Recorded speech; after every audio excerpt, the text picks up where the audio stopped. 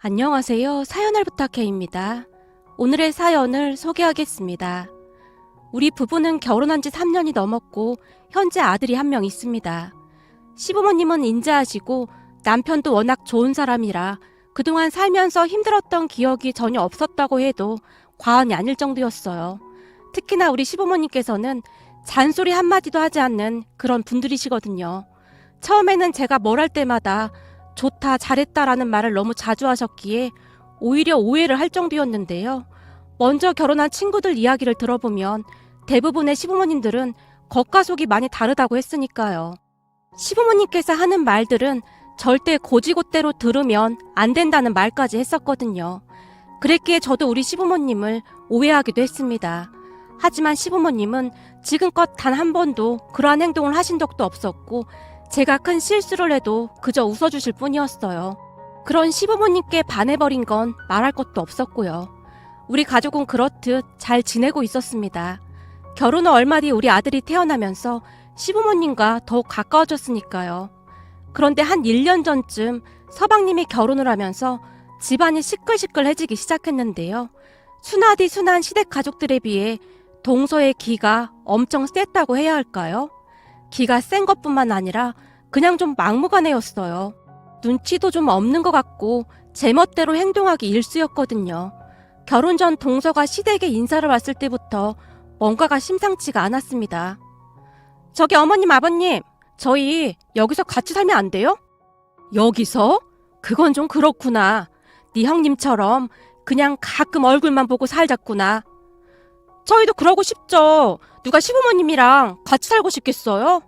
근데 우리가 돈이 많은 것도 아니고 어머님 아버님도 알다시피 이 사람 월급도 완전 조금 받잖아요. 그 돈으로 언제 집 사고 애 낳고 살겠어요? 한 1, 2년만 같이 살다가 분가할게요. 부탁이라고 하기보다는 그냥 막무가내로 통보를 하듯 동서가 말했어요. 여보, 당신 생각은 어때? 글쎄, 나도 같이 사는 건 좀 불편한데? 시부모님께서 영 탐탁지 않다는 듯이 동서와 서방님을 바라봤어요. 저희가 진짜 잘하면 되잖아요. 동서가 계속해서 말을 하고 있었지만 시부모님은 대답도 못한 채 그저 난감한 표정만 짓고 계셨어요. 시어머님의 말씀에 따르면 그 뒤에도 며칠 동안 두 분을 졸라댔다고 했습니다. 어느 날 시어머님께서 제게 전화를 하셨거든요. 큰애야, 난 진짜 합가하기 싫은데 일을 어쩌면 좋으냐? 작은 애 성격이 우리랑 맞지도 않을 것 같은데. 그러게요. 합가라는 게 보통 힘든 일이 아니잖아요. 친부모님이랑도 같이 살다 보면 가끔씩 부딪히는데 아무래도 불편할 것 같긴 해요. 근데 동서 진짜 대단한 것 같아요. 그런 걸 별로 개의치 않는 거 보면 사실 그게 절대 쉬운 일이 아니잖아요. 바로 그게 걱정이란 말이야. 말씀을 하시던 시어머니께서 말을 아끼시는 듯 했습니다. 시어머님 성격 자체가 뒷말하는 것을 끔찍히 싫어하시는 분이셨기에 아마도 말을 아끼시는 듯 해보였어요. 시부모님의 걱정이 깊어져만 갔기에 남편이 나서서 서방님을 말려보기도 했는데요. 형, 요즘 세상에 시부모님과 같이 살겠다는 사람이 몇이나 되겠어? 근데 내 여친은 그러겠다잖아. 근데 뭐가 문제냐고. 그렇지. 물론 나도 그 부분은 기특하게 생각하고 있긴 한데 우선 부모님이 불편하다고 하시잖아. 근데 꼭 합가를 해야겠어? 지금 우리 상황에서는 방법이 없단 말이야. 돈이 없는 걸 어떡해. 합가에서 사는 동안 돈 모을 생각이란 말이야. 우리도 오래 살 생각은 없어. 한 1, 2년 정도? 그 정도만 살다 나올 거야. 아니 고작 1, 2년 살아서 돈을 모으면 얼마나 모은다고 그래. 그냥 작은 방 하나 얻어서 시작해.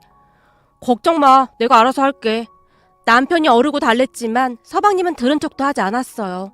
그렇게 서방님 부부는 결혼을 하게 되었고 시댁으로 들어갔습니다. 하지만 합가를 시작하고 한 달도 안 돼서 이런저런 문제가 일어나기 시작했는데요. 동서는 아예 손 하나 까딱하지 않고 말 그대로 차려준 밥만 먹는 그런 사람이었어요. 거기다 동서는 회사에 다니지도 않았지만 설거지라든지 빨래라든지 그러한 것도 전혀 하지 않았고요. 덕분에 시어머님만 바빠지게 되었고 하루는 참다 시아버님께서 동서에게 최대한 돌려서 말을 한 모양이었어요. 얘야, 니들이 여기 들어와서 살고 싶다고 해서 들어온 거 아니냐? 네, 아버님. 근데 왜요? 그러면 너도 집안일이라든지 그런 것들을 조금씩은 해야 하지 않겠냐? 사실 니들 들어오기 전에는 살림할 게 이렇게 많지 않았거든. 네, 그런데요? 그런데요라니. 그러니까 내 말은 네 시어머니가 밥을 하면 너는 설거지 정도는 해야 하는 거 아니냐 그 말이다. 아, 설거지요? 그게 불만이셨던 거예요? 알겠어요. 근데 그런 말을 꼭 그렇게 정색까지 하고 말씀하셔야 해요? 제가 오늘부터 설거지 하면 되잖아요. 동서가 입을 삐죽거리며 들어가더랍니다. 그리고 그날부터 간신히 설거지를 하기 시작했다는데요.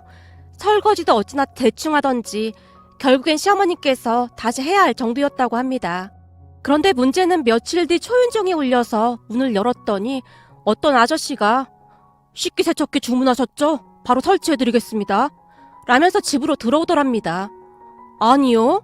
우리는 식기세척기 산 적 없는데요. 어? 이상하다.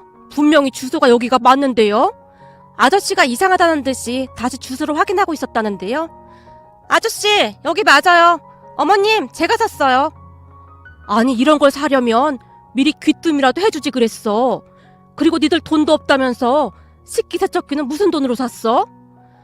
제가 요즘 설거지를 좀 했더니 손이 거칠어진 것 같아서 도저히 안 되겠더라고요. 여자한테 손이 얼마나 중요한데요.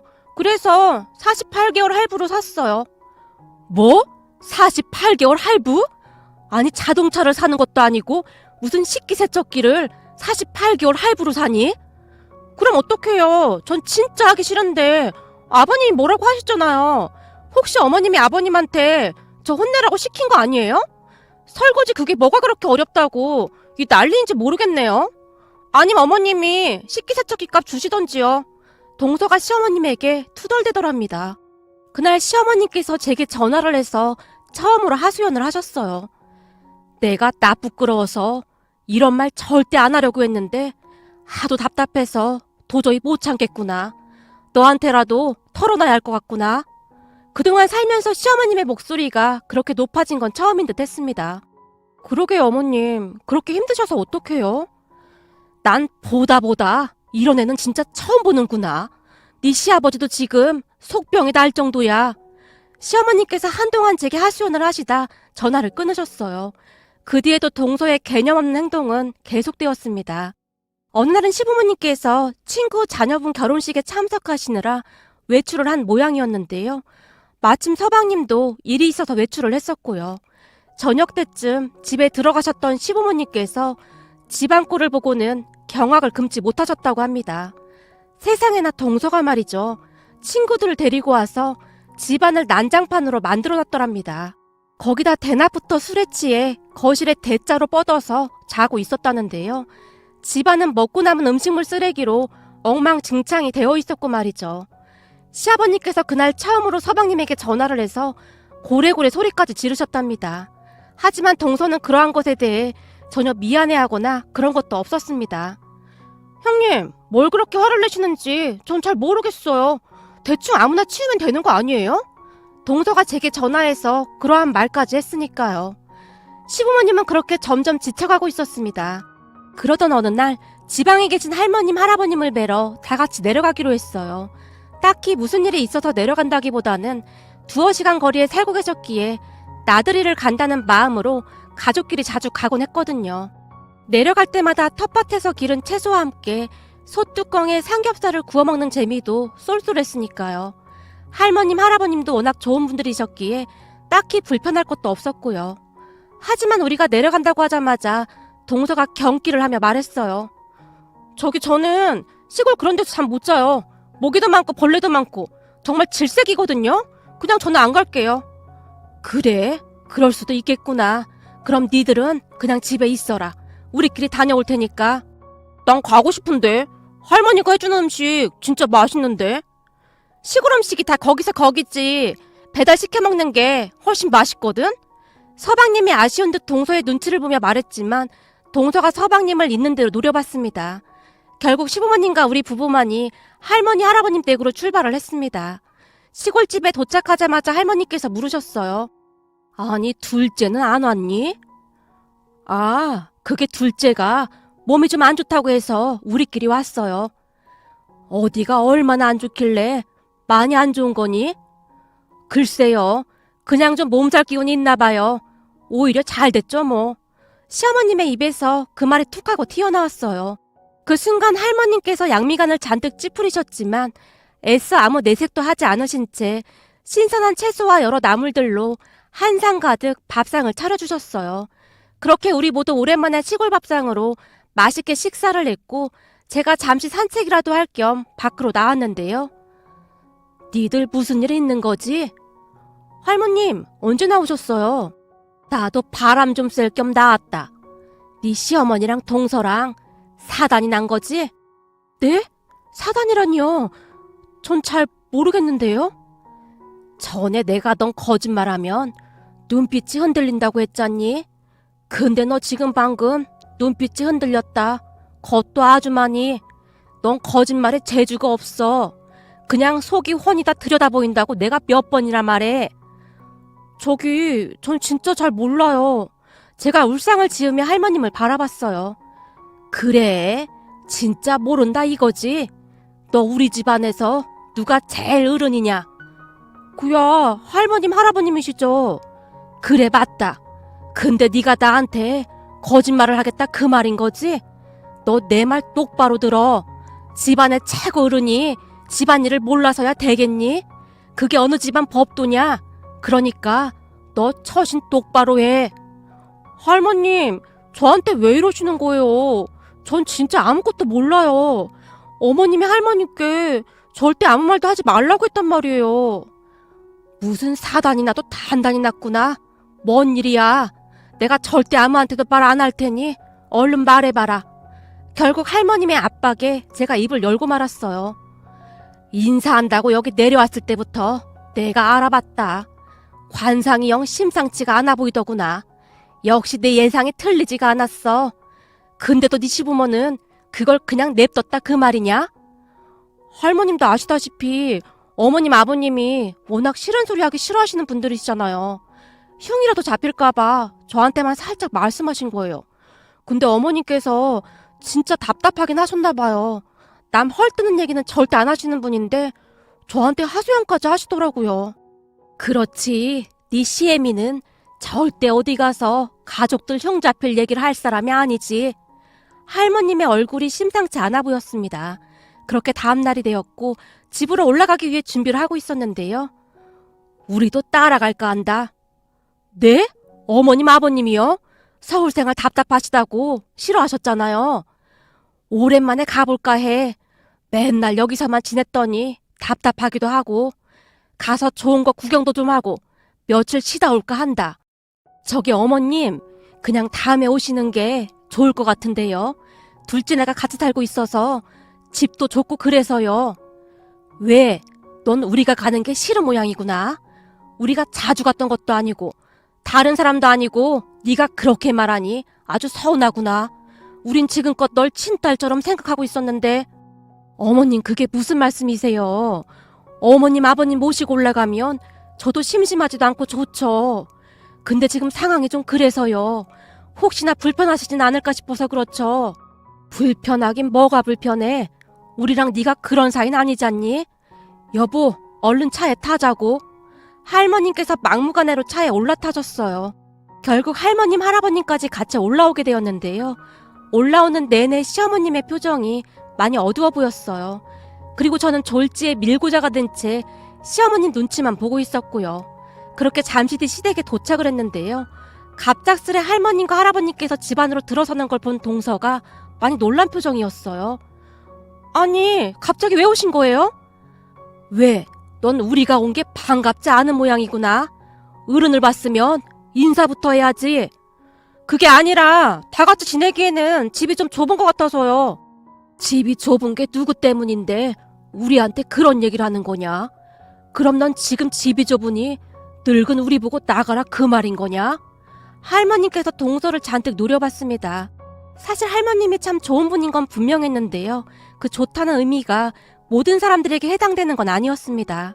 특히나 할머님께서는 개념 없고 예의 없는 사람들을 절대 그냥 두는 법이 없었습니다. 한마디로 말하자면 할머님과 시어머님은 성격이 전혀 다르지만 굉장히 잘 맞는 고부지간입니다. 할머님 성격은 할 말은 반드시 해야 하는 그런 성격이셨고 시어머님은 조용조용히 그냥 참는 그런 성격이셨으니까요. 하지만 그때까지도 동서는 상황 파악을 못한 것 같아 보였습니다.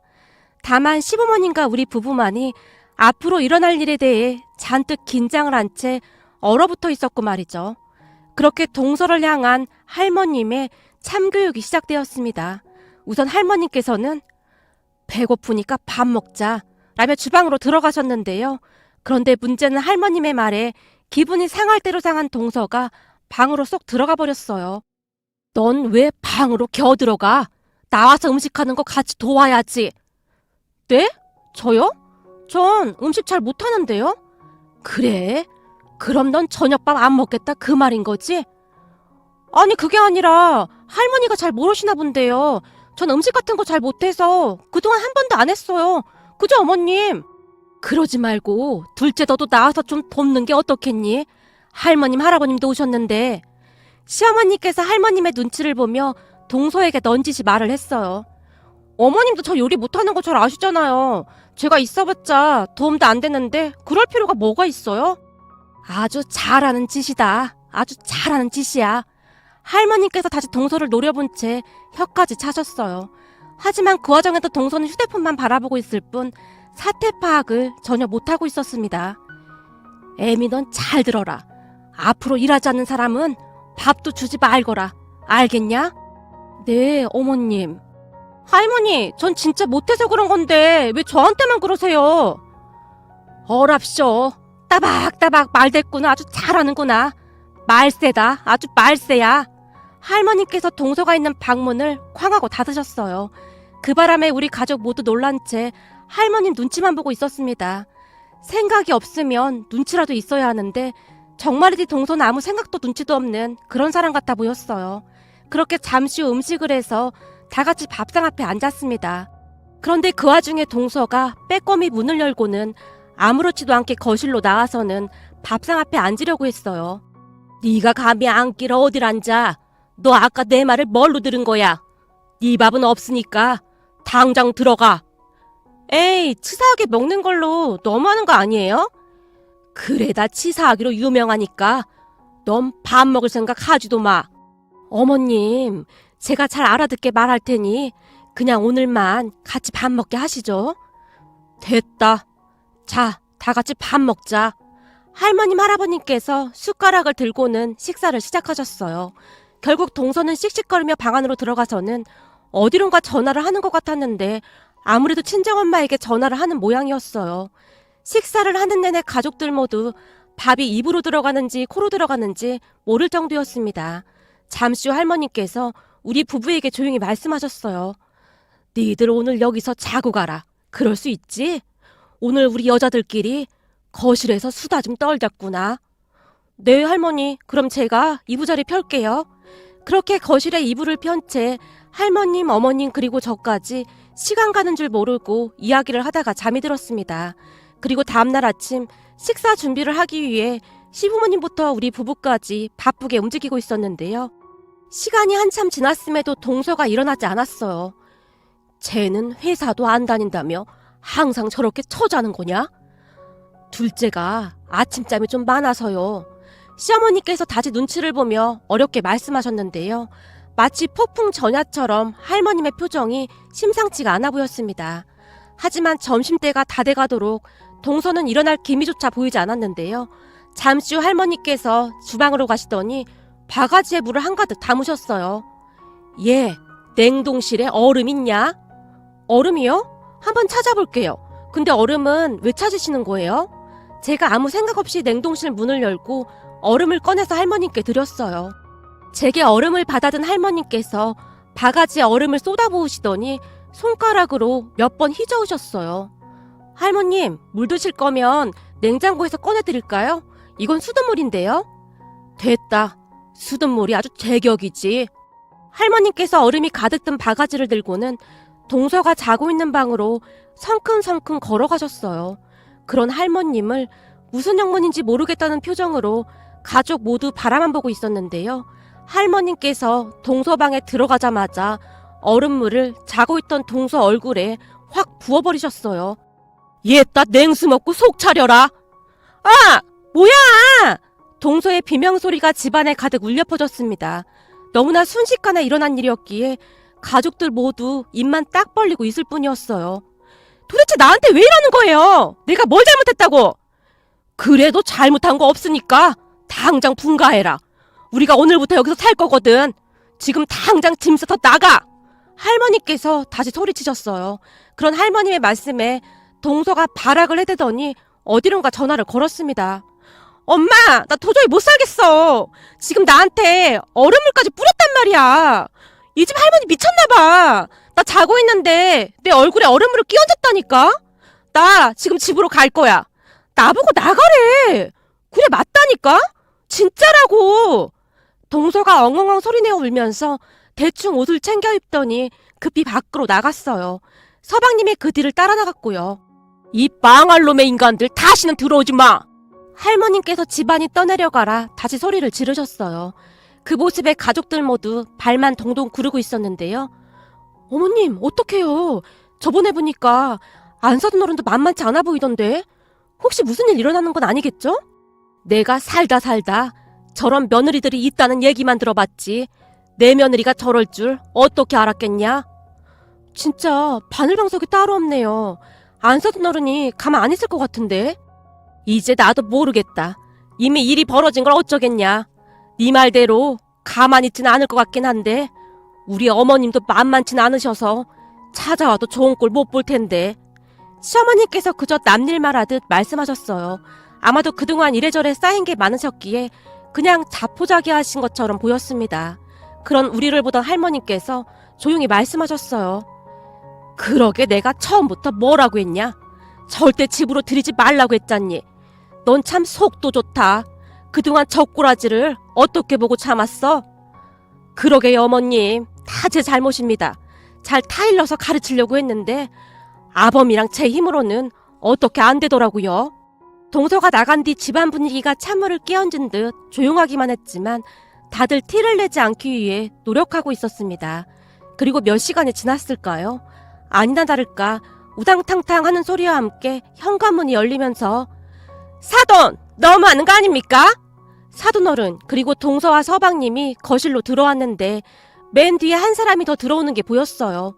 시어머님과 제가 잔뜩 긴장을 한 채 서로 손까지 잡으며 맨 마지막에 들어온 사람이 누구인지 뚫어지라 바라보고 있었어요. 아니, 자고 있는 우리 딸한테 얼음물을 뒤집어 씌우다니요. 세상 천지에 이런 경우가 어딨답니까? 얼굴이 울그락불그락 된 채 안 사돈 어른이 팔까지 걷어붙이고 있었어요. 그 순간 할머니께서 조용히 일어나셨는데요. 사돈 말 한 번 잘했소. 그럼 세상 천지에 그것도 조선 팔도에 이렇게 사돈 댁에 쫓아와서 인사도 없이 다짜고짜 따지는 법이 어디 있답니까? 대체 이런 말도 안 되는 법도는 어느 나라 법도란 말입니까?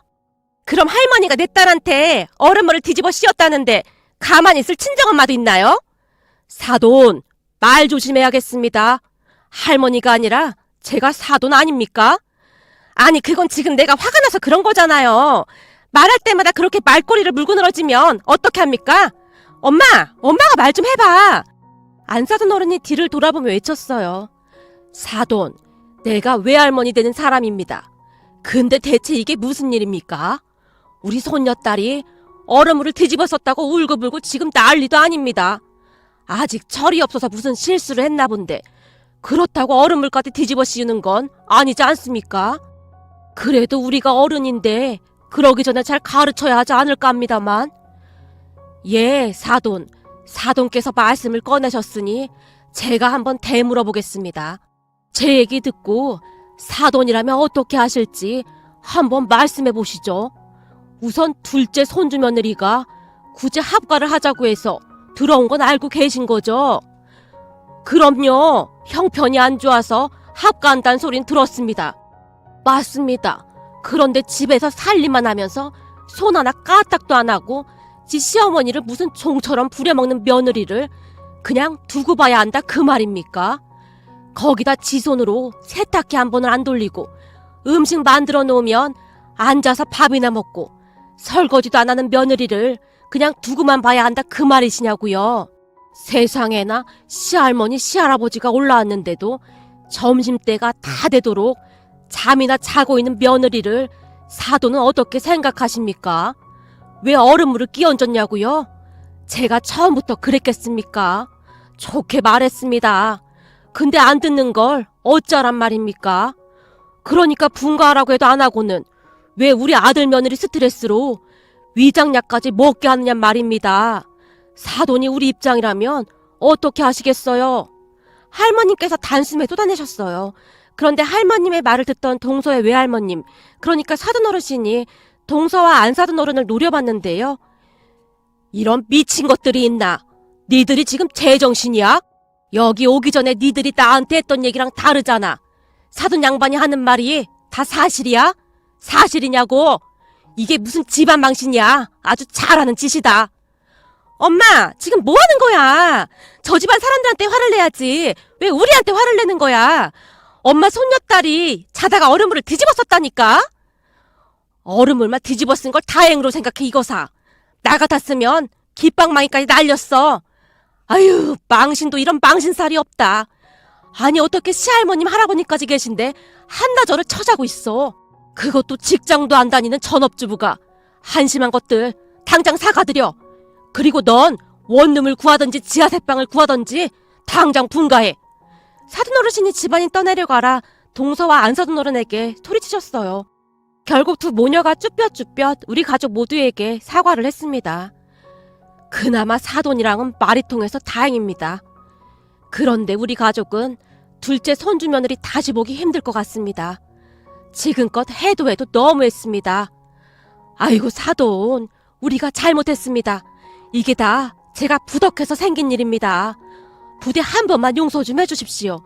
우리 손녀는 제가 데리고 있으면서 제대로 가르쳐 보겠습니다.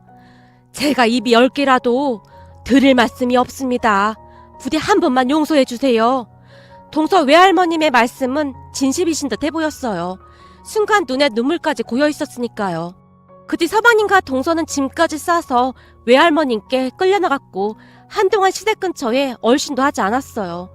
서방님과 동서가 끌려나가던 날 할머니께서 둘을 보며 고개를 절레절레 저으셨어요. 애미야, 넌 제가 바뀔 것 같으냐?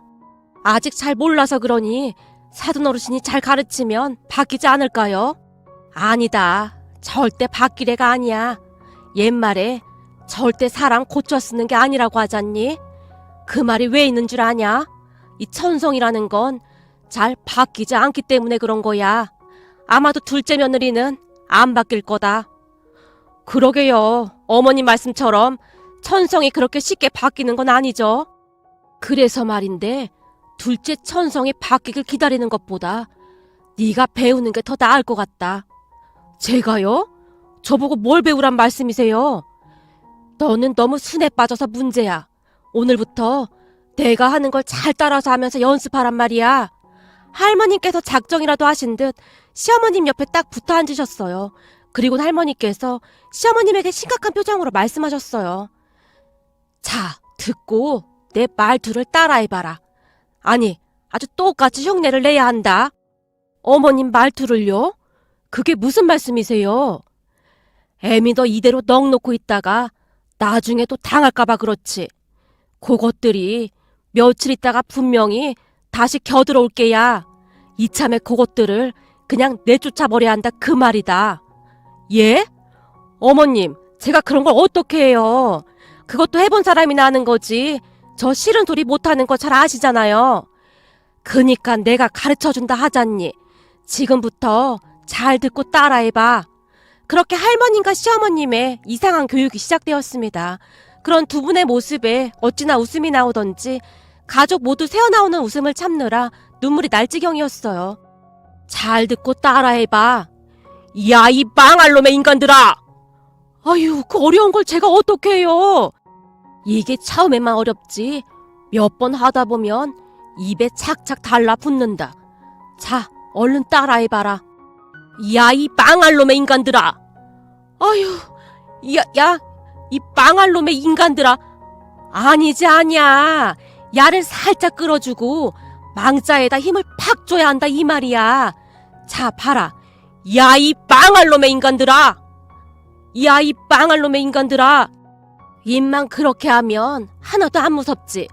눈에도 힘을 팍 줘야지. 자, 나처럼 한번 해보거라. 할머니께서 순식간에 눈을 치켜뜨고는 시어머님을 노려보셨어요. 어머님, 지금 저한테 화나신 거 아니시죠? 갑자기 그게 뭔 소리냐? 아니, 어머님 눈이 너무 무서워서 못 쳐다보겠어요. 그래, 바로 그거야. 그런 눈을 만들어야 하는 거야. 무서워서 눈도 못 쳐다보게. 할머니께서는 아주 작정을 하신 듯 시어머님을 교육시키셨어요. 처음에는 어색해서 어쩔 줄을 몰라 하시던 시어머님께서 하루 이틀이 지나면서 조금씩 나아져갔는데요. 며칠 후 제가 다시 시댁에 갔더니 시어머님께서 제게 물었어요. 큰애야, 어떻니? 나 좀 무섭니? 확실히 예전보다는 많이 좋아지셨어요. 근데 조금 더 연습을 하셔야 할 것 같아요. 그래? 많이 좋아졌어? 시어머님께서 뛸 듯이 기뻐하셨어요. 어머님, 우리 며느리가 저보고 많이 좋아졌대요. 개뿔 좋아지긴 뭘 좋아져. 갈 길이 구만리 같구만. 아니, 이게 뭐가 어렵다고 못하는 거야? 개뿔 좋아지긴 뭘 좋아져. 이렇게요? 그래, 바로 그거다. 그렇게 해야 하는 거야. 그 뒤로도 할머님의 교육은 계속되었습니다. 그렇게 일주일이 지나갈 무렵 할머님, 할아버님께서 고향으로 내려가셨어요.